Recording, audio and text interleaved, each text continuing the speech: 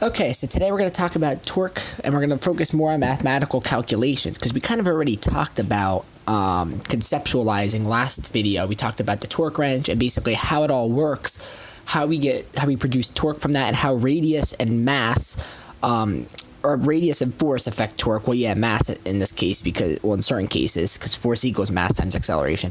But right now, I'm going to bring about one of the most common torque problems that you may see in your physics class, okay? It's can be a little confusing at times. I'm not going to lie. There's definitely some stuff that's confusing about this. That's to anybody.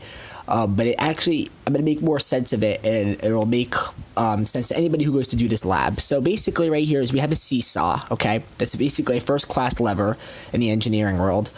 It's a first-class lever, and basically a first-class lever is a seesaw that on each side you have your fulcrum in the center.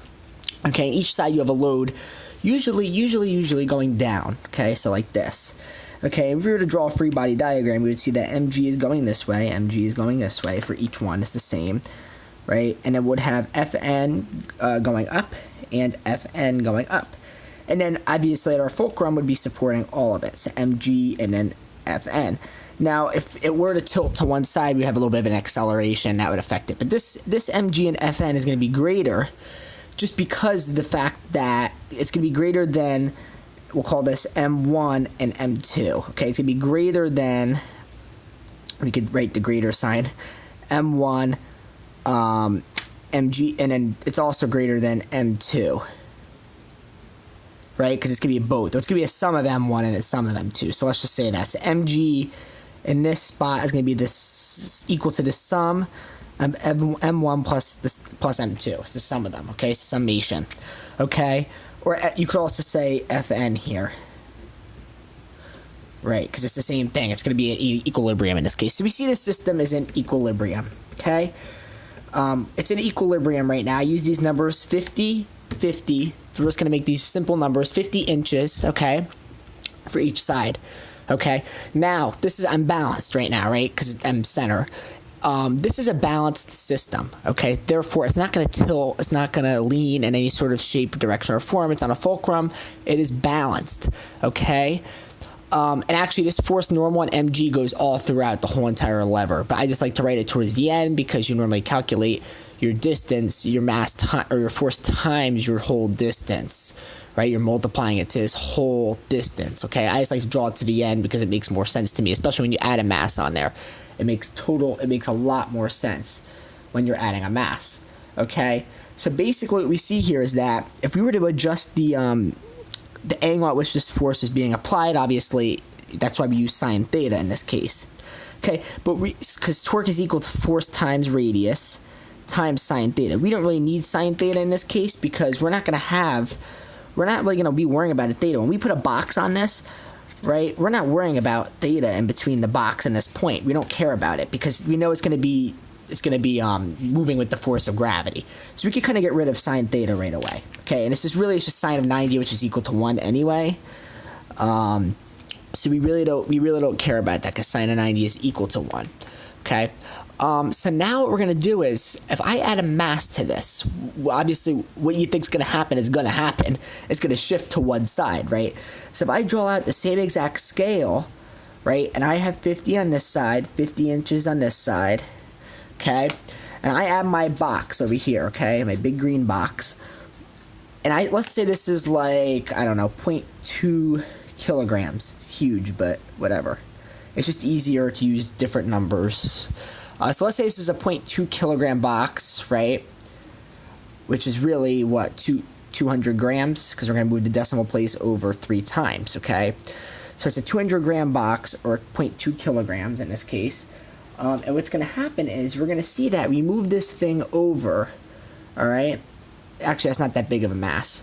0.2 kilograms is normal. But what happens is when we put this box here, the lever is going to tend to tip this way, and then this is going to tend to go that way. Okay, so what we're seeing is a torque, okay? We have a negative torque, and we have a positive torque here, right? Because this is going up, this is going down, okay? And then towards the left as well. Okay, so what we see here is, we see that what's happening is this thing's going to start to rotate. Okay, and we're going to wind up with it being something like in this direction, in this orientation, with, again, there's our big green box. Okay, but what we do is we correct it. Okay, so we adjust its center of mass. Now, however, the center of the mass of the stick never changes because the center of mass of the stick itself is the same. However, because we added material, I guess you could kind of say that it did shift, because this is the same as if I were to drill a hole in the stick, it would obviously change its center of mass. Instead, I'm adding a weight to the stick, so it kind of does essentially shift the center of mass, but I don't want to confuse anybody by saying that the center of mass doesn't change, because it kind of does, but at the same time, it makes it harder when we go do our calculations. So let's just describe it this way. Let's say that the center of mass of the stick itself doesn't change, but the system, it does, because we added something and it's going to shift it. Obviously, it's going to shift its center of mass this direction because we added this mass over here. So if you were to put a pencil on your finger, right, or this marker, for instance, right now I found its center of mass somewhere over here where the E is in Sharpie. But once I slide this over, it starts to tip, right? And now if I were to add mass to this, right, if I were to add mass to one side, it would cause it to shift this way. So its center of mass shifted in this direction. Okay, so basically in this case, what we're seeing is our center of mass is going to be where, is going to shift towards the left, right? So you could say this as center of mass, okay? It's shifting towards the left, all right? So we have to move our fulcrum then towards the left, right? Because this is our fulcrum. We have to move it this direction, right, to correct this system. So once we do, we're going to wind up with something more like, let's just say, we're going to wind up with something, we're going to have our box on the end as we did before. And then we're going to have our fulcrum at a different point now. We're going to have it at, so let's just say that the mass of our stick, we don't know the mass of our stick yet, but let's just say that let's say we move this all the way over. So now I got 20 inches on this side, right? I got 30 inches, right? Because now what I did was, let's use different colors here, okay? As this makes this a little bit easier to understand. So if I use the black, for instance, I use the black. I see that I'm going to actually use blue for this box. The box is now blue. Makes our lives a little bit easier to understand these different colors. If I use the black now to show where the line is, right, because basically before I had 50, right, this is my 50 right here to the center of this box. Now, once I move this over, 50, we'll say 50 is about right here now, right, and then we still have another 50 inches, like right here, right? So now on this side, it's like we have 70 inches on this side, or 80 inches on this side, and we have 20 inches on this side, okay? And it makes sense because we have to balance this out now. Okay, so this is our original part of the stick. Now we shifted this all over to get 20 inches on that side and 30 on the other. Now what we're going to see here is it's still a 20 kilogram box, okay? Or a 200 kilogram box, 200 gram box, 2.2 kilograms. So our fulcrum is now here, our pivot point. The one other major thing we see is that we have this line right here that goes green, okay? We don't care about this line, okay? Because what this did was this balanced our system out, right? So really what I'm seeing here, when I go to do my calculation, a lot of people will say to themselves, oh, okay, well, if I want to calculate the mass of the stick, first of all, that was our original question. We want to find the mass of the stick, right? Of this full stick. A lot of people think to themselves, well, we're not accounting for this piece right here, this piece of the stick, because we had the 0.2 kilogram mass, and when I go to do my ratios, I could set up a ratio here, right? I could say that torque equals the radius times the force, right? So basically, if torque equals the radius times the force, I'm really saying that torque equals, right? I'm basically saying that torque equals the force, which is mass times acceleration, times the radius, or the distance, right? Because r is equal to the distance, right? So this will be our r, and then obviously this is our r. Now, what we see here, though, is what r's we're actually using. So for the radius here, I'm going to use this whole region, right? I'm going to use this whole region in here, the 30 inches that I shifted. Okay, I'm going to use the 30 inches that I shifted for this radius. For this radius, I'm going to use, obviously, what's left over here. And then what I'm going to say is I'm calculating, though, the mass, because when I set this ratio up, I'm going to say that mass times acceleration equals times the radius equals radius times mass times acceleration. Okay, that's my ratio for each side. So I'm going to write this out a little bit better. So we say I have radius times mass times acceleration equals, I like to put that where the fulcrum is, times mass times acceleration. Okay? But what we see on this side is, this is where everybody gets confused usually. The radius is just this little portion here that we shifted. The reason why is because this portion here is what we used originally to cancel our stick, to put it at equilibrium. This 50 inches, we kept it at equilibrium with that and our original fulcrum point. And then when we shifted it, it moved the center of mass of the system over a bit. However, the center of the mass of the stick is the same. Okay? So the stick itself, so we have the radius now as this portion, or distance as this portion, and then the radius here is basically everything, well, once we get to the center, it's basically everything bound to this side, and everything bound to this portion is 30 inches, okay? So we have 20 and 30, but now the interesting part about this whole calculation is that when I go to use, when I set this equal to radius times mass times acceleration, obviously on this side, I'm going to say that the radius is 20, right, times my mass times acceleration. So it's really just 0.2 kilograms times, I already have it in kilograms, right? So 0.2 kilograms times 9.8, I get 1.96 as my force, right? So I got 20 times 1.96, okay, is equal to my new radius, which is going to be 30 inches, right? I'm just using inches in this case. You really should be using like centimeters, meters. But you know what? Let's convert. So we could convert, but I mean, just for this presentation, I'm just going to use, we could say this is 20 meters if you want. 30 meters, actually, that's probably better. So basically in this case, if we were to make this, we could just make this meters, it's easier. We just want to make this as easy to understand as possible. So we're just trying to get the concept down about how this system actually works, okay? So you have 20 meters times 1.96, and that's a big stick, a big seesaw that we have going here. So we have 20 times 1.96 equals 30 times, and that's just this radius. We're not taking 80. A lot of people take 80. The reason why we're not, again, is because we're not accounting for this whole portion, because we're putting it in ratio to one another. And it's very interesting how this all works. Because look, now when I'm going to use my mass, I'm actually finding the mass of this whole section, right? I'm finding the mass of this whole entire side. So this is going to be my mass. This is going to be my radius, okay? And then this is my mass over here, and then this is my radius. So what I do is, by doing mass times the radius, over here, I'm accounting for this radius, but now this is canceling that.